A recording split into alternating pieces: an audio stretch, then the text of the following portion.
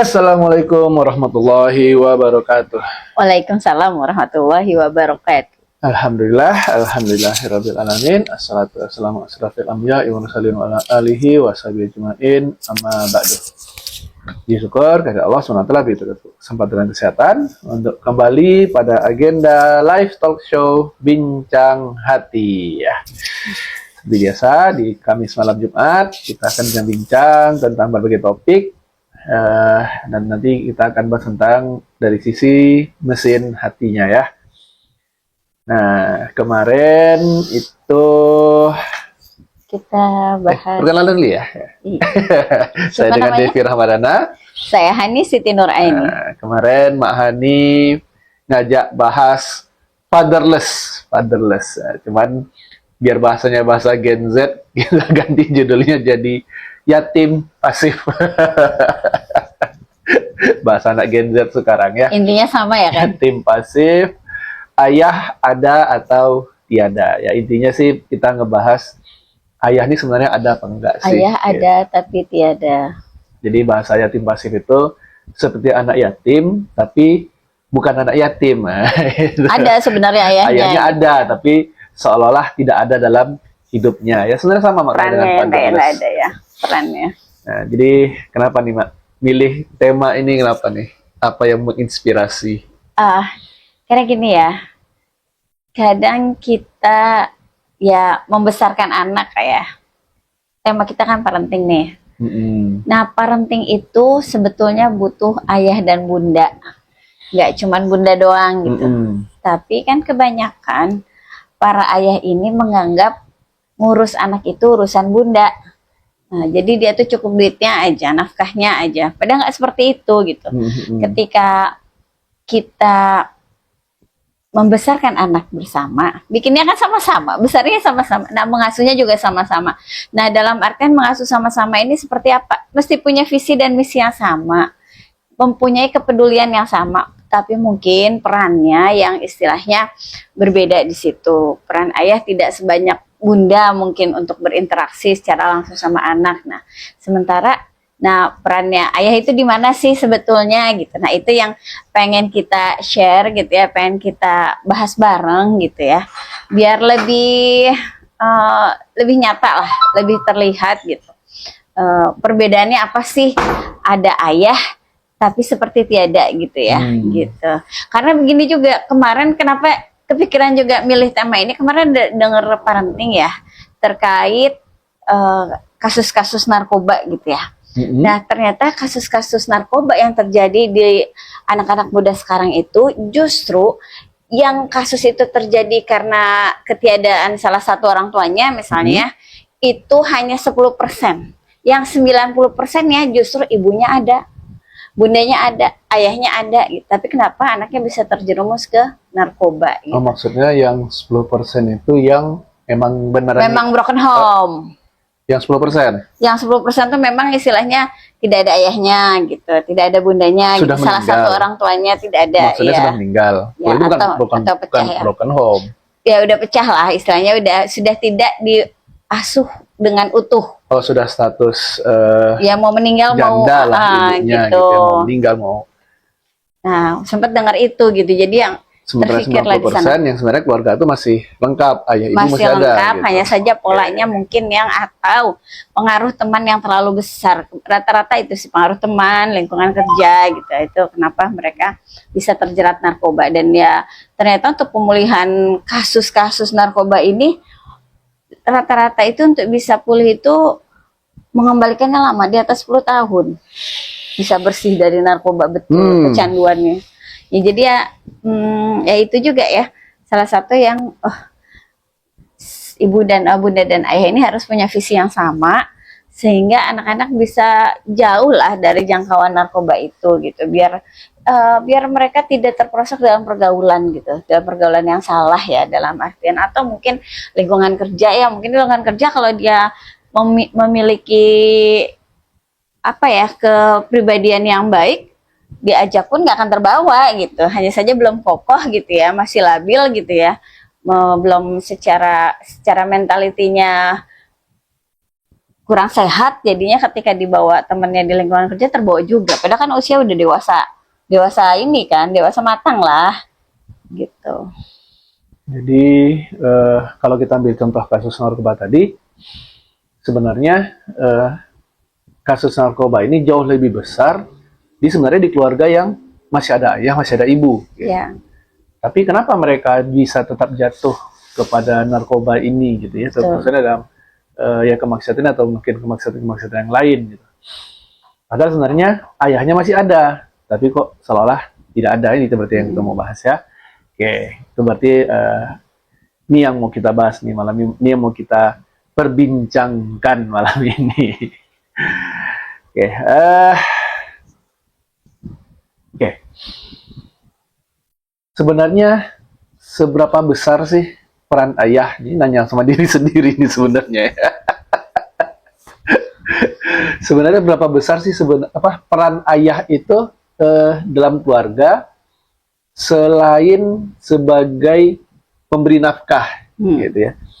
Karena selama ini banyak ayah itu mencukupkan diri dengan peran pemberi nafkah di rumah. Betul, ya rata-rata ya. Pokoknya kalau sudah bayar, selesai gitu. Sudah bayar. ngasih uang, ya mungkin bisa lebihnya uang jajan gitu. Asal udah ada uang yang dikasih ke keluarga, berarti tugasnya selesai. Lalu demi mencari nafkah tersebut, mengorbankanlah waktu-waktu yang seharusnya dia ada di rumah, dia kerja lembur lah, atau cari kerjanya memang yang keluar kota berbulan-bulan lah. Yang penting asal bisa menafkahi keluarga kan gitu bahasanya yang sering itu ya. Sehingga jarang hadir di rumah. LDR lah ya. Ya keluarga itu LDR ya, tapi yang mungkin jadi pembahasan kita tuh yang lebih ke ada di rumah sebenarnya nih gitu. Tapi begitu sampai rumah, anaknya masih bangun pun dia Gak peduli. lebih milih untuk healing pribadi gitu misalnya ya. Melepaskan kepenatan, melepas stres seharian kerja gitu, langsung masuk kamar, diam di kamar gitu.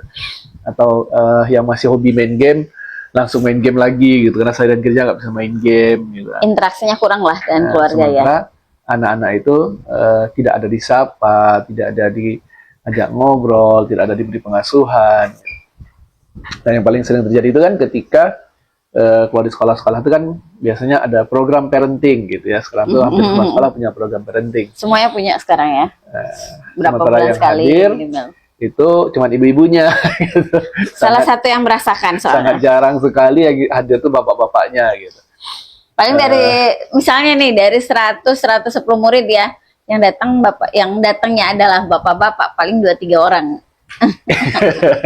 Ya ada sih sekolah-sekolah lain yang bisa lah hadir tuh 20%, 30%-nya gitu. Tapi tetap aja nggak semua ayah yang menyekolahkan anak itu hadir pada saat acara parenting.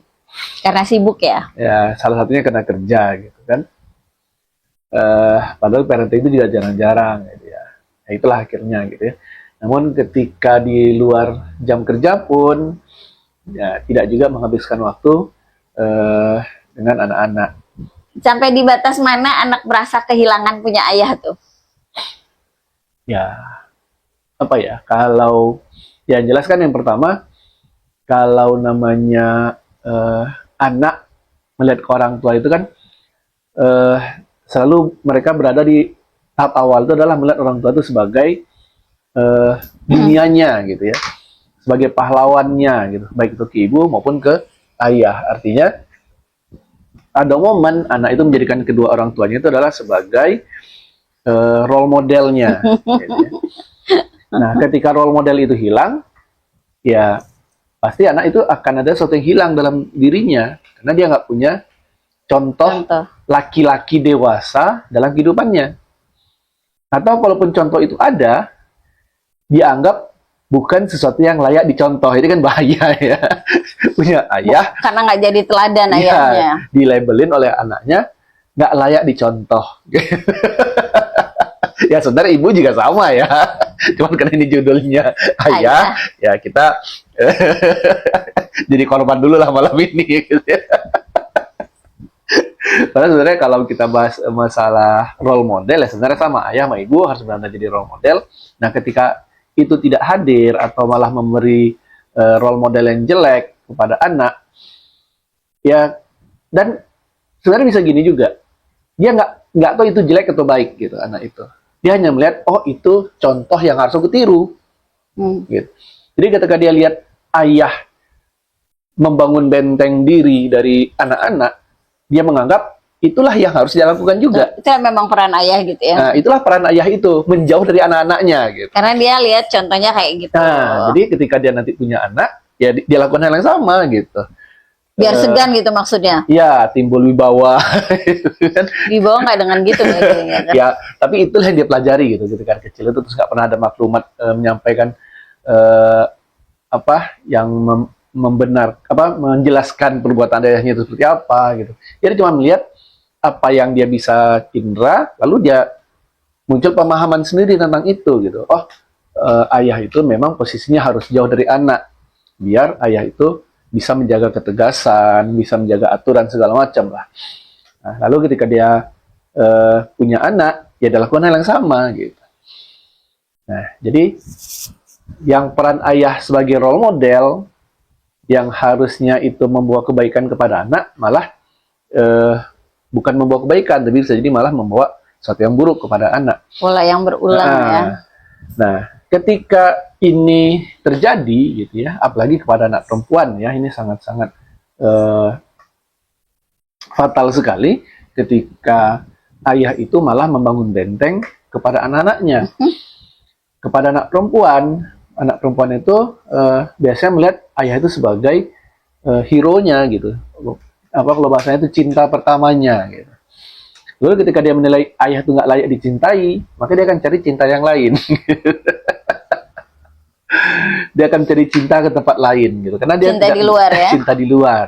Nah, artinya ketika ayah sudah tidak hadir seperti itu gitu kan, untuk memberikan sosok yang layak dicintai oleh anaknya.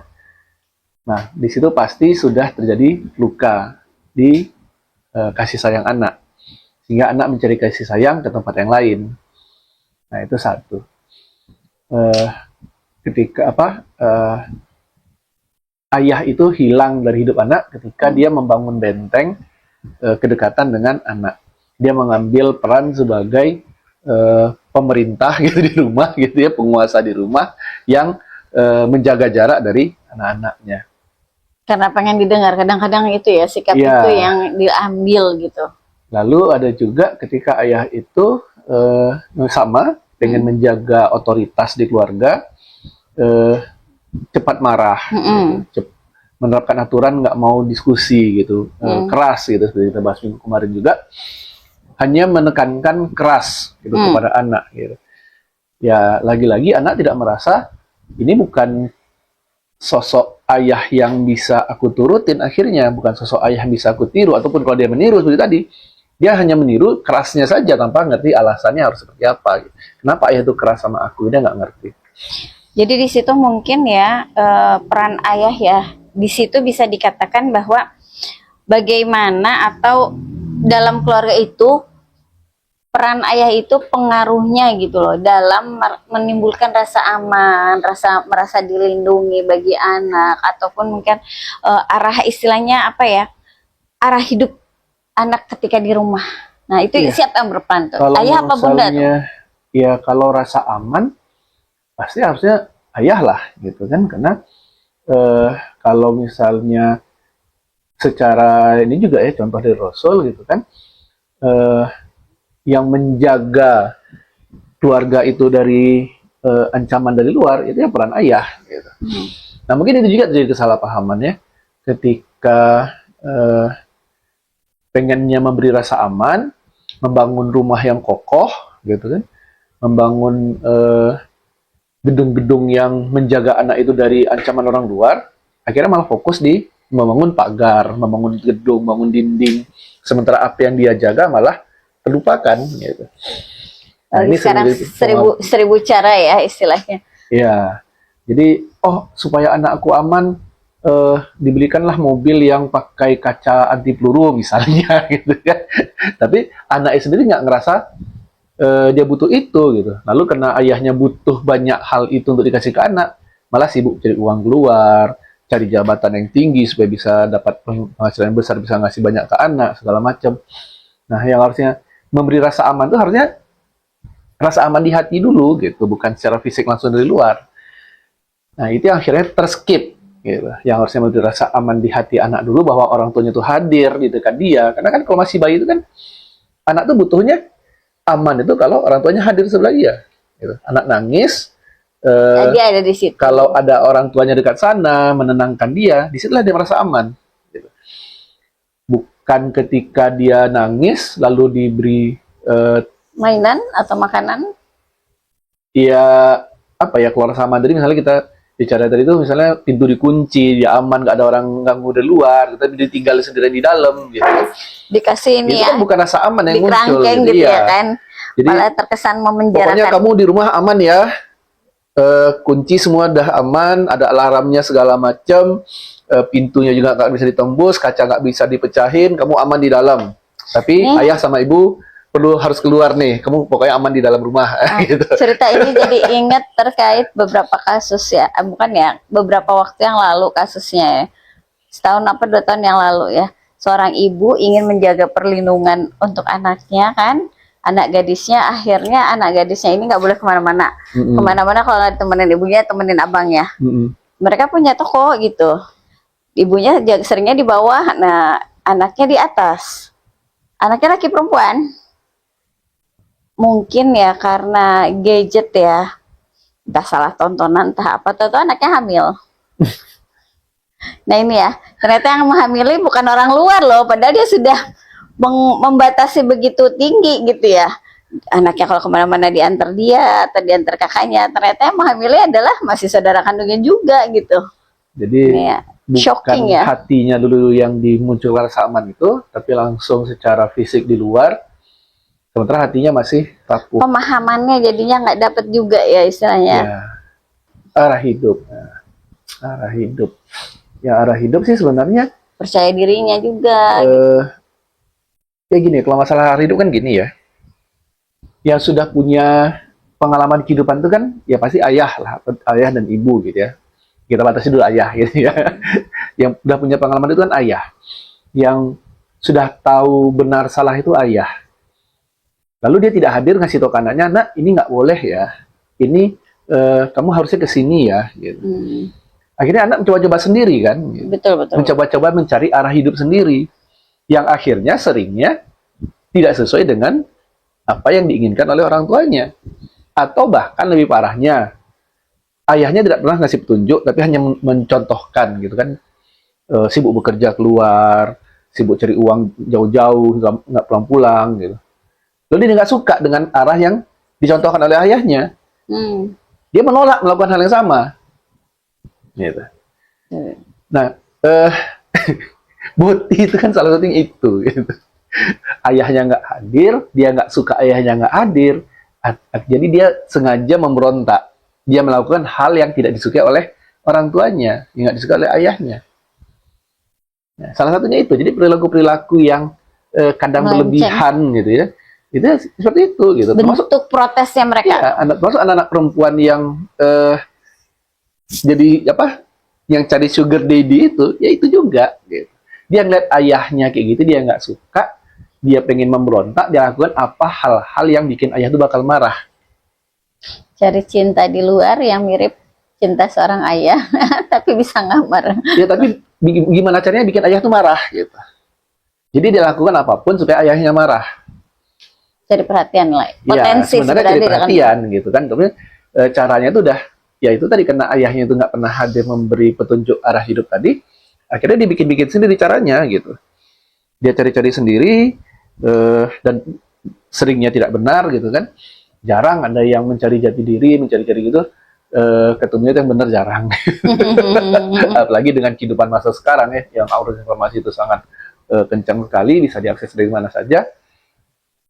Nah, jadi lebih kurang itulah. Jadi emang seharusnya peran ayah itu adalah ya kan tugas ayah itu kan memberikan nasihat. Nasihat apa? Ya itu tadi arah tujuan hidup itu harus kita kemana, kita tuh menjadi anak yang seperti apa, harusnya itu harusnya memang peran ayah. Lalu memberikan rasa aman tadi gitu kan, bahwa ayah itu hadir kalau ada yang mengganggu dia ayah itu hadir di situ, bukannya sekedar fasilitas, bukannya sekedar gedung besar, bukannya sekedar dinding tebal gitu. Ini kalau misalnya di sudut ayah ya, kenapa seorang ayah dia seringkali tidak merasakan bahwa dia itu sebenarnya menjauh dari anaknya gitu. Dia nggak ngerasa gitu dia tuh jauh dari anaknya. Padahal itu anaknya nge-sense banget gitu nih peran ayah itu nggak dapet sama dia sehingga dia cari pacar di luar, cari sosok laki-laki yang bisa istilahnya bermanja sama dia, bisa dijadikan panutan sama dia. Mungkin salah satunya ya itulah jadi sugar baby juga kan istilahnya kan dia nyari om-om tuh yang bisa belanjain dia ini itu gitu kan. Nah, kenapa bisa ada seorang ayah yang tidak sadar kalau dia sebenarnya lagi dalam kondisi yang jauh dari anaknya dan ketika itu terjadi, apa yang terjadi pada hati anak sebenarnya? Di mesin hati anak Ini itu. dua pertanyaan nih. bergolakan Satu dulu ya. Oh, boleh. Kenapa ayah nggak sadar? Banyak kemungkinan juga. Seperti tadi satu, dia hanya mencontoh ayahnya sebelumnya. Ayahnya seperti itu, ya udah aku contoh. Tanpa dia paham kenapa ayahnya seperti itu. Sehingga filosofi yang diemban oleh ayahnya, dia tidak dapatkan. Dia hanya meniru secara perbuatannya saja. Nah, itu satu kemungkinan. Kemudian kedua, ya memang ini ya, apa namanya, pengaruh budaya luar juga ya. Ada istilahnya namanya itu patriarki gitu kan. Nah, pada patriarki ini kan bisa jatuhnya ke toksik juga gitu. Bisa sampai ke level toksik juga, bahwa menganggap apapun perkataan suami itu harus dituruti oleh istri. Jadi ketika dia sudah berpesan, ya udah pokoknya anak-anak urus sama kamu gitu. Anak bukan urusan saya gitu kan. Saya cari nafkah segala macam. Sampai ke antar jemput anak segala macam. Akhirnya ketika anaknya sudah berbuat macam-macam, dia nggak tahu gitu. Dia emang nggak peduli dari awal. Gitu. Karena ya itu tadi ada apa konsep-konsep dari luar tadi juga gitu, tentang patriarki gitu. Yang seharusnya ayah adalah qawwam, tapi dikebiri qawwamnya itu hanya tinggal kepatriarkiannya tadi itu, sosok apa istilahnya tuh, super body lah gitu. Ayah tuh sosok tidak tersentuh gitu, apapun kata dia harus diikutin gitu. Nah, egois gitu ya, iya, egois. toxic jadinya gitu. Nah, ketika itu terjadi, ya dia nggak mau diurusin sama anak yang nangis-nangis segala macam, udah itu pokoknya urusan bunda lah gitu. Urusan sekolah pokoknya aku udah bayar nih uang sekolahnya, urus sama bunda, urusan lain gitu. Nah, jadi apalagi ini ada nih kejadiannya sudah di satu influencer Indonesia sekarang ya. Dia waktu sekolah itu nilai itu bagus terus gitu. Juara kelas, tapi begitu lulus SMA langsung buka baju segala macem gitu, jadi influencer segala macem. Ya gimana ya, ya selama ini orang tua itu taunya itu dia anak baik-baik saja gitu. Nilainya bagus segala macem, tiba-tiba ternyata banyak hal yang terjadi di dalam diri anak ini selama dia tampil baik-baik tadi gitu. Nggak lebih kurang juga jadi dengan yang anak yang udah dikurung di rumah gitu, kakak adik, tapi ternyata kejadian juga gitu kan. Orang tua ngeliat kayak udah aman lah gitu. Nah, kenapa nggak nyadar? Karena dia ngerasa dia sudah memberikan rasa keamanan itu hanya cukup dengan lingkungan luar saja, apa yang terlihat di luar saja. Tapi apa yang ada di dalam, ayah ini nggak tahu dan nggak peduli gitu. Yang penting secara tampak luar sudah aman, selesai.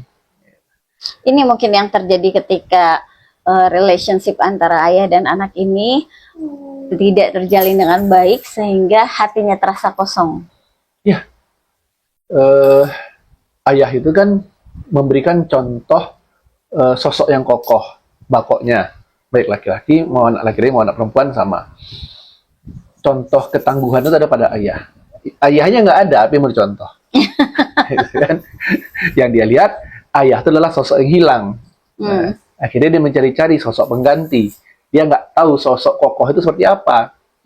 Lalu anak ini pergilah ke dunia luar, yang dia lihat sosok yang kokoh, mentereng itu yang berduit banyak. Lebih punya kuasa gitu ya. Yang anak laki-laki melihat, oh yang punya kuasa itu orang punya duit banyak, dia mati-matian cari duit juga, seperti ayahnya dulu. Yang perempuan, pengenlah dapat duit dari Om ini. Mau anak laki-laki, mau anak perempuan, nggak ada ayah, itu pasti rusak. Gitu. Kita nggak bicara yang anak yatim beneran ya, itu beda lagi itu ada jaminan beda lagi. Ya. Nah, ini kita bicara emang ayahnya itu ada, tapi dia ngasih contohnya yang jelek. Lalu kasih sayang, ya orang nggak pernah ada di rumah, kasih sayang apaan? Kalau udah kejadian kayak gini nih, gimana caranya menghadirkan sosok ayah kembali? Ini kalau ayahnya masih ada ya berarti ya. Tapi ya bukan hanya istilahnya ya apa ya, bukan hanya dia hadir kembali di rumah, tapi hadir kembali di hati anaknya gitu, di mesin hati anaknya gitu. Jadi emang kalau ayah-ayah yang sudah seperti ini perilakunya, ini yang pertama harus menyadarkan itu sebenarnya adalah pasangannya, istrinya nih, si ibu nih. Dia yang membentuk prasangka anak terhadap ayahnya kan. Satu, dia harus menjelaskan apa yang sedang diperbuat oleh ayahnya. Kedua, ya dia harus bicara sama suaminya. Ini nggak bisa kalau kayak gini terus. Gitu. Ini harus ada perubahan. Gitu. Gimana caranya? Harus ada sesuatu yang berubah. Nggak bisa seperti ini terus. Gitu. Ya bahkan di dakwah pun kan kayak gitu juga kan. Kemarin yang ada anak akhwat itu kan nggak mau ngaji gara-gara tidak melihat orang tuanya sebagai sosok yang layak ditiru gitu. Jadi mau itu apapun permasalahannya, ketika ayah itu sudah dianggap tidak hadir di depan anak, maka ayahnya harus sadar dulu dia telah melakukan kesalahan. Nah, yang menyadarkan itu ya istrinya lah harusnya yang paling utama gitu. Ceritakanlah kondisinya, ceritakan jalan keluar yang bisa kita lakukan gitu. Apa yang bisa kita lakukan bersama. Nah, kalau itu nggak bisa diterima, ya itu beratlah pasti untuk berubah kan. Kalau dari istri aja dia nggak mau dengar, repot gitu. Betul. Sebenarnya nih ya, pasangan yang soulmate yang istilahnya saling mendukung ya, kan namanya suami istri kan sebetulnya saling melengkapi ya, bukan saling bersikuku untuk eksis, enggak juga gitu ya. Ketika Allah pasti menciptakan suami dan istri ini dengan kelebihan dan kekurangannya masing-masing. Jadi ketika suami punya kekurangan, nih istrinya pasti punya kelebihan yang bisa mengcover gitu ya. Atau enggak dia bisa istilahnya mempunyai toleransi yang baik terhadap itu gitu. Dan begitu juga dengan suaminya gitu ya. Jadi ya istilahnya membentuk karakter ayah di mata anak ini, peran utamanya adalah si ibu ya.